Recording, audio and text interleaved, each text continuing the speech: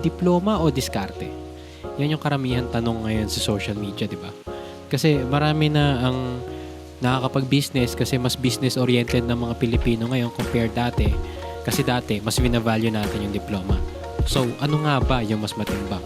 So, sa akin, ibibigay ko yung perspective ko, no? Kasi, na-experience ko yung both sides. Na-experience ko yung side ng pagiging academic kasi may palaaral ako noon. And, na-experience ko din yung pagiging oriented sa business. So, iano natin kung ano ba yung bottom line. So, depende yan actually sa kung anong gusto mo. Gusto mong maging career person? Gusto mo yung aangat ka sa mga posisyon? Gusto mo yung basta magkakaroon ka ng napakagandang posisyon na may pagmamalaki mo sa iba? Diploma. Kasi kailangan yun when it comes sa mga company, when it comes sabihin natin kung just in case gusto mo ng public servitude, kailangan mo yun. So, kailangan mo ng mga certifications and all that. Kung gusto mo naman, limpak-limpak na pera, wala kang pakialam sa mga titles, wala kang pakialam sa mga titulo kung anong tawag ng tao sa'yo, doon ka na sa diskarte, which is yung business nga, diba? And, napapansin ko lang, no, ma-point out ko lang. So, nakita na natin na nabigay na natin yung pros and cons ng dalawa. Pero ang kailangan natin i-set aside is, bakit parang marami individuals ang sumisira like sa academics, like diploma, nakagraduate ka lang naman pero mas magaling. Bakit may ganun ba? Diba?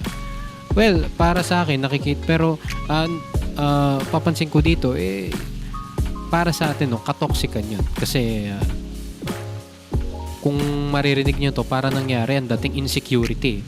Kasi sa totoo lang, wala pa ako nakitang graduate na nagsabi, hindi ka naman graduate, ako may diploma ako. Wala naman ganun, di ba? Sa mga skits lang o sa mga, alam mo yung mga scripted. Pero never pa nangyari yun sa actual life. Wala pa ako nakita nun sa social media. Pero always meron naninira. So, it boils down to sa insecurity. Kasi given naman ang makapagtapos is sobrang magastos to the point na parang nagiging privilege na siya. Kumbaga, yung makakagraduate lang kadalasan is yung may pera. And totoo naman yun. And, syempre, tingin ko doon nang gagaling yung insecurity na yun. And ako rin, naintindihan ko rin naman yung point of view na yun. Kasi, actually, muntik na nga ako hindi makapagtapos noon Kasi, nagkaroon din kami ng financial problems, pero nakita naman kasi ng mga kamag-anak ko na I was doing well. And nag-aaral ako na mabuti, kaya tinustusan nila ako. At nang sa awa sa Diyos, nakapagtapos ako. And with that being said, ang kinagandahan ngayon, hindi katulad ng dati na dapat may diploma ka para sabihin na lang natin mamayagpag ka. Hindi lang purely diskarte para ngayon. Pwede mo nang gawin yung both. Pwedeng sabay. So, depende na lang din yan sa choice mo. In short, wala kang kailangang piliin. Depende na lang yan sa kung ano yung personality mo.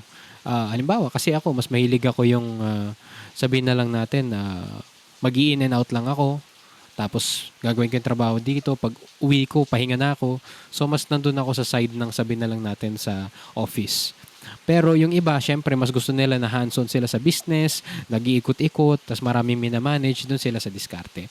Ang bottom line is, walang less dun sa dalawa. And it all boils down, ang bottom line is, depende yun sa kung ano yung personality mo, ano yung skills mo, at saan ka sasaya. So in short, wag na tayong magsiraan kung ano yung mas maganda, diploma o diskarte, kasi both can be good. Depende na lang sa'yo.